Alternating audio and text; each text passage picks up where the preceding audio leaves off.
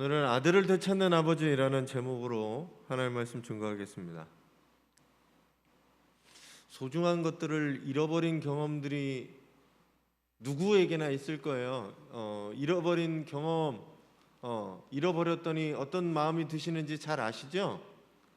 네, 제가 지난주에 새벽기도 끝나고 이제 집에 가는 길에 갑자기 벨소리가 울리는 거죠. 전화 벨소리가.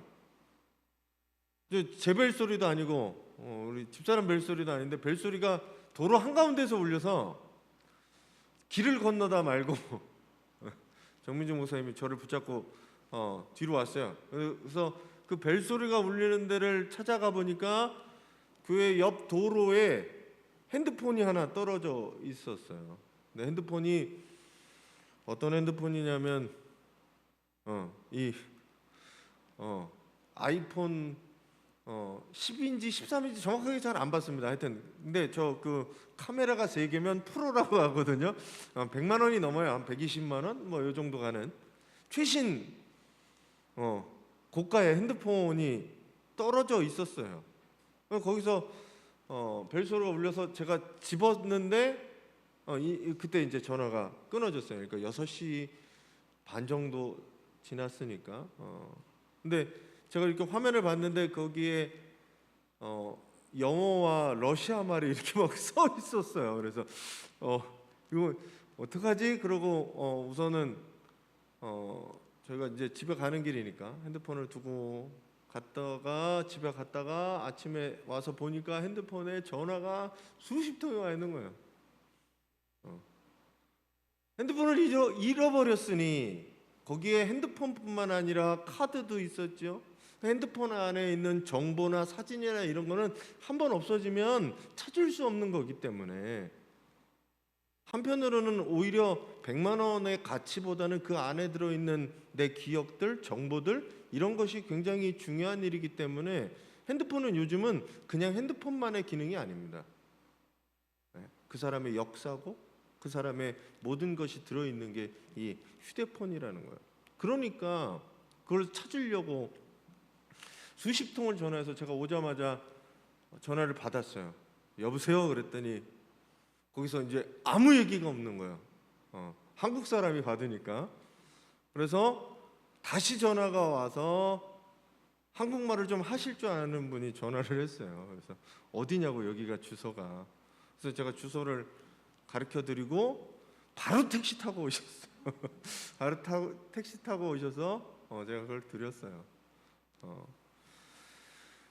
잃어버린 물건을 되찾을 때 기쁨은 사실은 잊어버렸다고 생각할 때는 굉장히 슬프고 가슴 아프고 안타깝고 걱정되고 그러다가 그것을 찾았을 때 안도의 한숨 그리고 기쁨 이런 거는 말할 수 없게 즐겁습니다. 누가복음 오늘 15장에 나오는 이야기는 사실은 잃어버린 3가지 이야기, 에피소드에 관한 이야기예요. 뭐냐면 15장에는 하나는 잃어버린 양 한 마리가 있었습니다. 100마리를 가진 양을 가진 사람이 있었는데 한 마리를 잃어버려요. 어떻게 생각하면 한 마리쯤이야? 잊어버리면 어때? 라고 할 수 있지만 이 목자는 들에 양 99마리를 놔두고 한 마리를 찾으러 갑니다. 그래서 그 한 마리를 어렵게 힘들게 찾게 되고 그것을 어깨에 메고 집으로 돌아와서 그 기쁨에 친구들과 이웃들을 불러서 잔치를 한다라는 얘기가 첫 번째 얘기예요. 두 번째 얘기는 이거예요. 두 번째 얘기는 잃어버린 드라크마라고 하는 거예요. 드라크마가 데나리온하고 비슷한 가치를 가졌다 이렇게 얘기를 하지만 어쨌든 10개의 드라크마가 있어요. 이 여인은 10개의 드라크마를 갖고 있습니다. 근데 그 중에 하나를 잃어버렸어요. 그러니까 여인이 등불을 켜고 바닥을 쓸면서 집을 샅샅이 뒤져서 그 드라크마 하나를 찾아요. 그래서 그 기쁨에 오늘 여기 친구들 와서 아이들도 오잖아요. 불러다가 잔치를 하게 됩니다. 그리고 이 잃어버린 드라크마 얘기를 하고 마지막에 얘기하시는 게 이 잃어버린 아들에 대한 얘기입니다. 이거를 우리는 잘 알고 있는 게 탕자라고 탕자 이야기라고 이야기하지만 사실은 탕자가 문제가 아니라 잃어버린 아들이에요. 잃어버린 아들.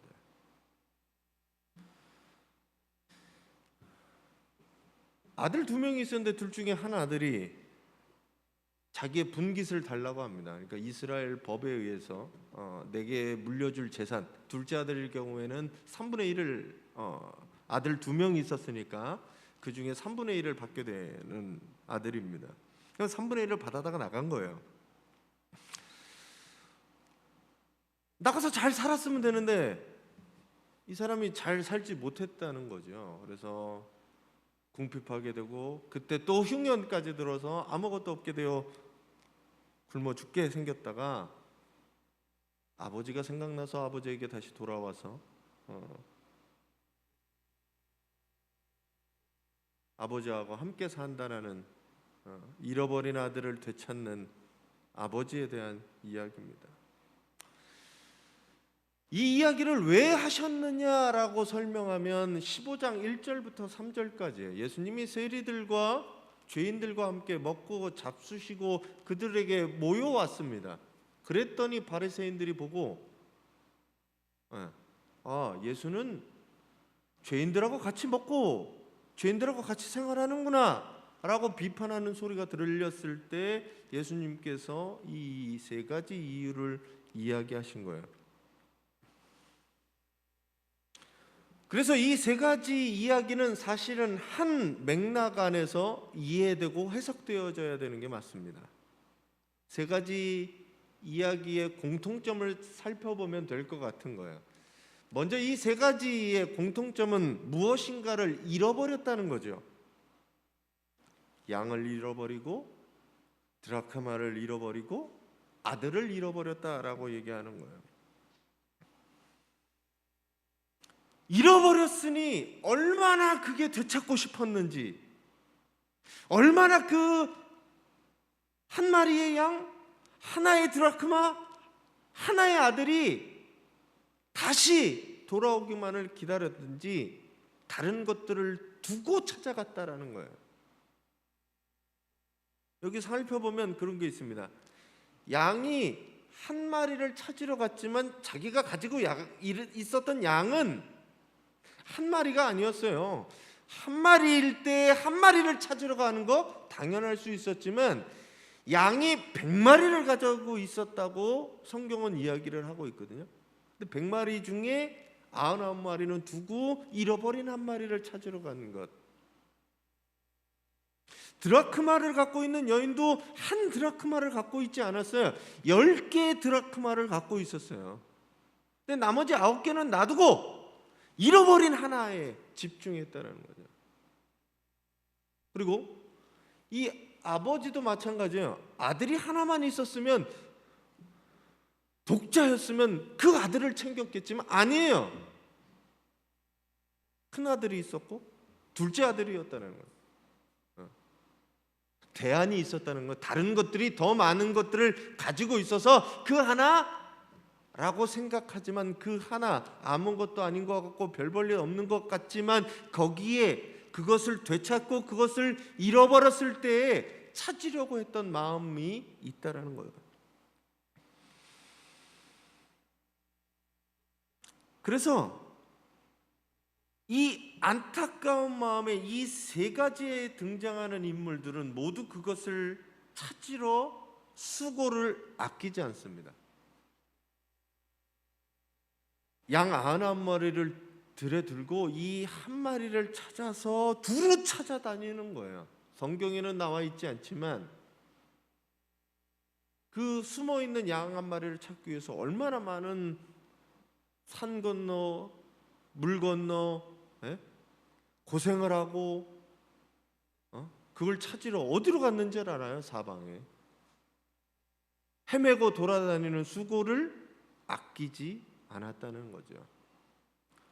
드라크마 얘기에서 보면 이 여인은 등불을 들고 바닥을 쓸어요. 한 드라크마를 찾기 위해서 온 바닥을 쓸고 찾게 됩니다.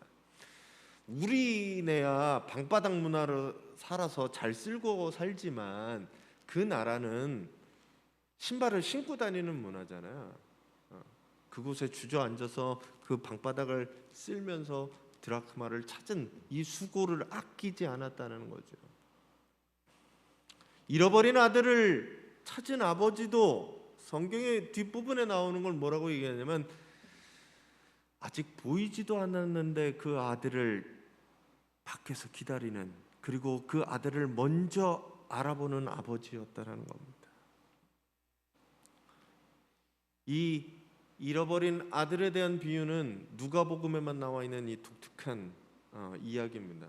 그래서 저는 사실 개인적으로 굉장히 좋아하고 은혜를 많이 받는 말씀입니다.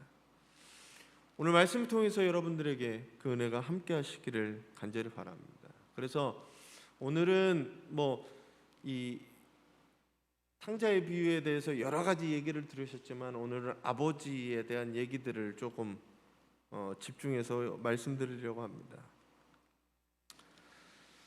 문제의 시작은 어디냐? 이 둘째 아들의 문제의 시작은 아버지를 떠난 것에부터 시작되게 됩니다. 아버지를 떠나갔다라는 거죠. 자기의 재산 중 자기의 목숨을 달라고 하는 거예요. 그 모습은 우리의 모습과도 같습니다. 아버지의 한량없는 사랑과 은혜를 받았음에도 불구하고 나는 여전히 먼 나라로 가서 내 맘대로 내 뜻대로 살고 싶은 본성이 사람은 누구에게나 있다는 거죠. 먼 나라에 가면 재밌을 것 같은 거예요. 먼 나라에 가면 자유스러울 것 같은 거예요. 먼 나라 가면 풍요 속에서 살 것 같은 거예요. 오늘 이 그림에 보면 탕자가 얼마나 많이 즐겁게 놀아올고 있어요. 아버지를 떠나서 나 혼자 살면 그럴 것 같은 거죠. 그곳에서 흥청망청 허랑방탕하게 사는 것이 인생의 즐거움이고 낙이라고 생각하며 살아가는 거죠. 그래서 이 아들은 먼 나라에 마음이 있었습니다. 몸은 아버지 옆에 있었지만 이미 마음은 어디가 있었냐? 먼 나라에 가 있는 거예요. 그러니 아버지도 잡지 않았던 것 같아요. 이미 얘 마음에 콩밭에 가 있는데 중요한 거는 몸이 나에게 있지만 마음이 나에게 있지 않기 때문에 그 아들은 이미 떠난 거나 마찬가지라는 거죠. 그래서 주어서 보냅니다. 아들은 작정을 하고 아버지를 떠나게 되는 거지요. 이미 먼 나라에 마음부터 가 있었으니 몸이 가는 건 문제가 되지 않았기 때문입니다. 그곳에 가서 잘 살면 좋았는데 그곳의 형편은 그러지 못했다는 거죠. 아버지한테 있었을 때는 아버지의 사랑과 은혜를 받으면서 자라고 아껴주고 베풀어주고 했지만 사회는 그렇던가요? 우리가 경험하는 사회는 전혀 그런 사회가 아니에요. 사랑과 배려가 존재하지 않는 무한 경쟁의 사회로, 약육강식의 세계로 바로 그 먼 나라는 이루어져 있었다라는 이야기입니다. 서로를 적으로 생각하고 밟고 이겨야 살아남는 세상, 살아남기 위해 남을 속이기도 하고 빼앗기도 하고 자신의 배를 채워가야 살아갈 수 있는 그런 세상이 먼 나라의 세상이었다는 거죠. 그래서 그곳에서 황폐함을 경험하게 되는 겁니다. 사람의 문제가 어디서 시작되느냐? 죄라는 것이 무엇이냐?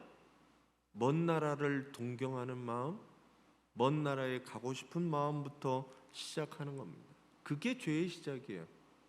죄가 다른 것이 아니에요. 우리가 죄를 생각하면 뭐 사람을 죽이고 뭐 그래야 죄인 거라고 생각하는데, 죄라는 게, 성경에서 말하는 죄는 하나님을 떠나가는 게 죄입니다. 하나님을 비껴가는, 이 죄라는 단어가 관역에서 빗나가다라는 거거든요. 하나님의 뜻에서 빗나가는 것, 하나님으로부터 멀어져 가는 것, 그게 죄인 거예요. 이 아들이 하나님을 두고 하나님으로부터 멀어지려고 하는 그 마음의 시작이 죄라는 이야기예요. 그랬더니 어땠느냐?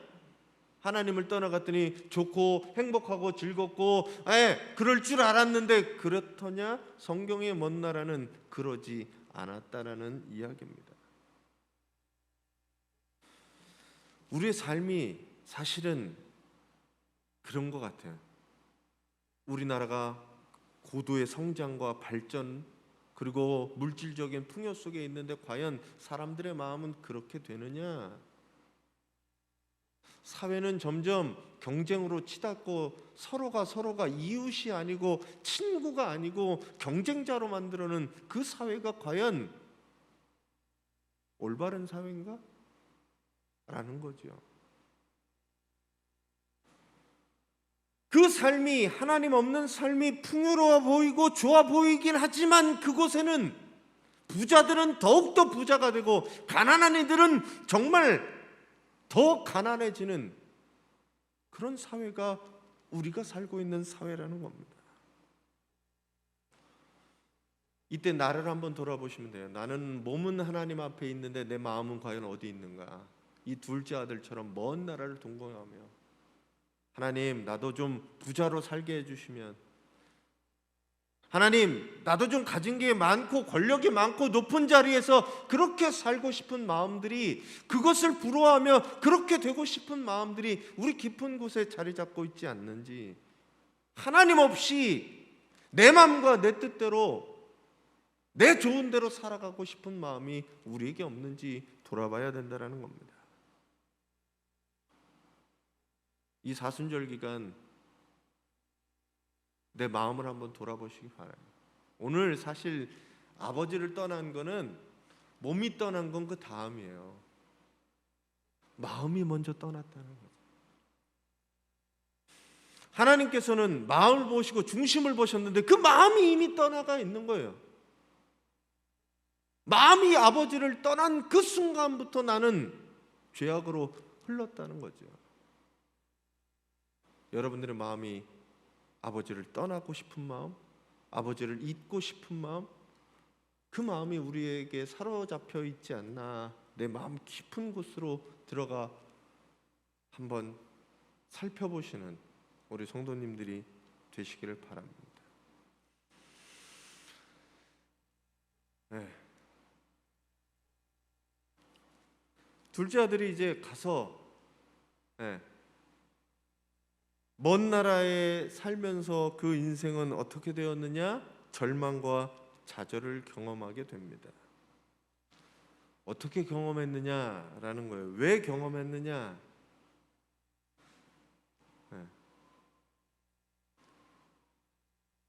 그냥 돈이 떨어지고 굶게 되어서 경험하였느냐?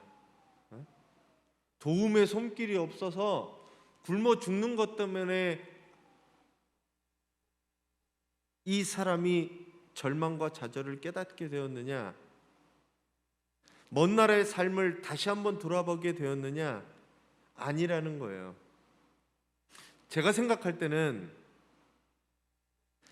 아들이 굶는 것이 문제가 아니라 아버지가 기억났다라는 사실인 거죠. 그 나라에 살면서 내 뜻대로 살아가다가 기억난 게 뭐냐면 아버지였다라는 거죠. 아버지의 은혜와 사랑이 생각나고 기억나니까 삶을 바꾸기 시작한 거예요. 생각을 바꾸기 시작한 거예요. 힘들고 어려운 삶에서 내 머리를 스치는 게 뭐였냐면 아버지의 집이었고 아버지의 사랑이 기억났다라는 거예요. 먹고 살기 힘들어서가 아니라 쥐염 열매 먹든 그거가 힘들어서가 아니라 아버지가 기억났다라는 거예요. 내가 아버지를 오해하고 있었고 내가 아버지를 잘못 알고 있었다는 것을 기억하고 나서부터 돌이켰다라는 거예요. 먼 나라 인생에 대한 후회와 뉘우침, 아버지를 기억하니까 그것이 생각나는 겁니다. 둘째 아들은 아버지를 잘 몰랐습니다. 그냥 아버지의 간섭과 잔소리가 그냥 싫었던 거예요. 나에게 대하시는 무섭고 때로는 내가 할 수 있는 것들을 막는 아버지가 답답하게 느껴졌던 거예요. 그래서 아버지로부터 떠나면 행복의 시작일 줄 알았지만 아버지를 떠났더니 불행의 시작이었다는 거예요.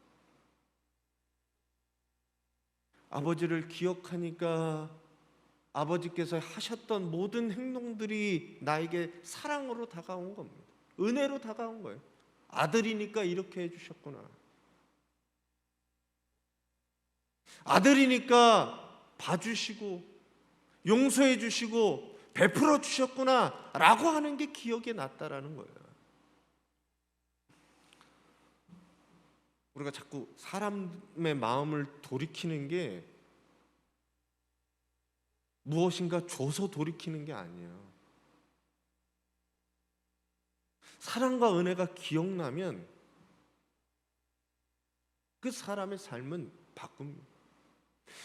찬송에도 그런 게 있잖아요. 어머니 기도 못 잊어 내가 내 삶을 돌이킨다라는 거예요. 지금은 잘 모르지만 그것들이 나에게 기억으로 다가올 때 인생은 바뀌어지는 거예요. 우리가 뭐가 필요하느냐? 그 기억들이 어디서든지 터질 수 있게 아이들에게 그리고 다른 사람들에게 죽어야 되는 거예요.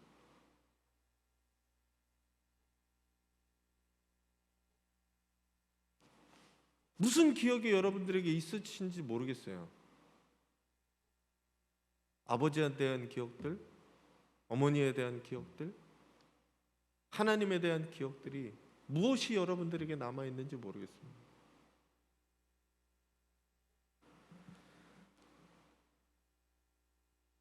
내 삶의 자리에서 하나님의 이 값없이 베푸시는 사랑과 은혜가 기억나게 될 때 비로소 깨달아지는 겁니다.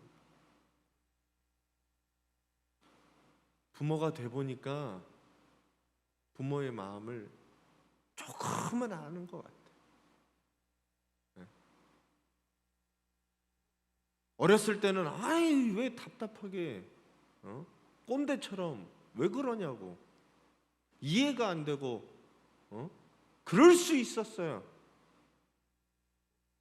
하지만 그게 사랑으로 느껴지고 은혜로 느껴지면 바뀌어지는 겁니다. 사람은 그렇게 바뀌어지는 거예요. 사람을 변화시키는 거는 그 사랑으로 변화시키는 거지, 사랑이 사람을 변화하게 하는 거지. 탕자에게 돈 몇 푼 줘주고 일자리 줘주고 그러면 그 탕자가 바뀌었을 것 같아요? 그게 중요한 게 아니라는 거죠. 얼마간의 그냥 생활을 유지하는 먹거리나 일거리들이 필요한 게 아니라 탕자에게 필요한 게 무엇이었냐면 아버지가 필요했다라는 거예요. 아버지가 기억나고 그 은혜와 사랑이 탕자에게 필요했다라는 거죠. 상처 입고 배고픈 나에게 필요한 것이 무엇이냐? 하나님을 기억하고 아버지의 사랑이 필요함을 느끼시는 여러분들이 되시기를 바랍니다. 삶을 한번 차근차근 돌아보셨으면 좋겠어요. 그리고 앞으로의 삶을 고민하면서 여러분들의 가장 필요한 것이 무엇인가 생각해 보시기 바랍니다. 나한테 가장 필요한 게 뭔가?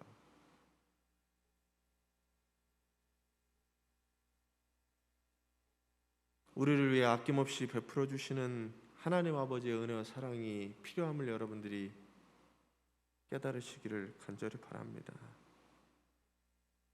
지금까지 삶을 돌아보는 때 순간순간 모든 것이 은혜였습니다. 찬양의 가사처럼 내가 누려왔던 것, 지나왔던 모든 시간들, 걸어왔던 모든 순간이 당연한 것인 줄 알았는데 모든 것이 하나님의 은혜였음을 기억하는, 아버지를 기억하는 우리 성도님들 되시기를 바랍니다.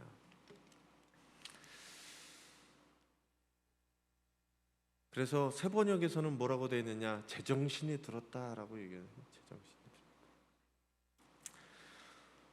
이제 그 마음이 아버지께로 돌아간 거예요. 마음이 떠나고 몸이 떠난 다음에 마음이 아버지께로, 아버지를 기억하고 돌아오는 마음이 품어서 무엇이 바뀌냐? 몸을 아버지께로 돌아가는 사건이 일어나게 됩니다. 20절 앞부분에 이렇게 얘기합니다. 그는 일어나서 아버지에게로 갔다라는 거예요.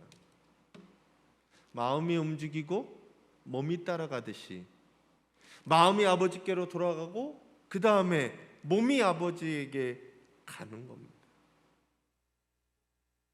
그리고 자기가 살면서 준비했던 아버지를 만나면 해야 되겠다라는 말을 아버지에게 하게 됩니다. 21절이요. 아들이 아버지에게 말하였다. 아버지, 내가 하늘과 아버지 앞에 죄를 지었습니다. 이제부터 나는 아버지의 아들이라고 불릴 자격이 없습니다. 그리고 그 앞부분에 생각해 보면 나를 종의 하나로 써주십시오라고 얘기합니다. 둘째 아들은 결단을 하는 거예요. 마음이 돌아섰으면, 마음이 아버지를 오해하고 아버지를 기억하고 아버지에게 찾아갔으면 이제 마음과 생각을 돌이킨 이후에 몸과 행동을 돌이킬 때가 되었다는 겁니다. 이게 참된 돌아감입니다. 하나님의 말씀을 들으면서 깊이 공감하고 은혜 받고 뉘우치지만 그 하나님의 말씀이 내 삶 가운데서 녹여서 그것들을 하지 않으면 아직 먼 나라에 있는 거죠. 하나님의 말씀이 내 삶 가운데 이루어지지 않으면 공허한 말씀이 되고 생명력 없는 말씀이 됩니다. 그래서 우리는 그 말씀을 듣고 회하였으면 개하는 게 필요한 거예요. 이제 돌이켜 출발하시기를 간절히 바랍니다. 오늘의 말씀에 이 얘기의 주인공은 처음 말씀드린 것과 같이로 둘째 아들이 주인공이 아닙니다. 아버지가 주인공이에요. 아버지가 떠나고 아버지를 기억하고 아버지께 돌아왔더니 그 아버지가 어떻게 반응했느냐라는 거죠. 아버지의 모습을 보면 밤낮 없이 기다리는 거예요. 아까 얘기했던 양을 잃어버린 사람이나 드라크마를 잃어버린 여인이 수고하여 찾듯이 이 아버지도 매일매일 가서 아들이 돌아오기만을 기다렸다라는 거죠. 그리고 멀리서부터 돌아오는 아들을 품에 안고 측은히 여겨 달려가 목에 입을 맞추게 됩니다. 하나님의 사랑이 이렇다는 거예요. 하나님은 여전히 잃어버린 아들을 찾듯이 여러분들을 찾고 있다라는 겁니다. 우리가 하나님의 품을 떠나 세상으로 나아가서 제 아무리 허랑방탕한 삶을 살았다 하더라도 다시 일어나 하나님께로 돌아오기만 하면 하나님께서 널리 용서하시고 품에 안아주시고 자녀를 회복해 주신다라는 이야기입니다. 여러분들의 삶을 사랑하시는 하나님 앞에 돌이켜 나아가시기를 바랍니다. 아버지께서는 여러분들을 널리 용서하시고 기쁨으로 맞이하고 축복해 주실 것입니다. 그 축복 가운데로 나아가시는 우리 성도님들이 되시기를 간절히 축원합니다. 같이 말씀을 한번 정리하며 읽을게요. 같이 한번 읽어주세요.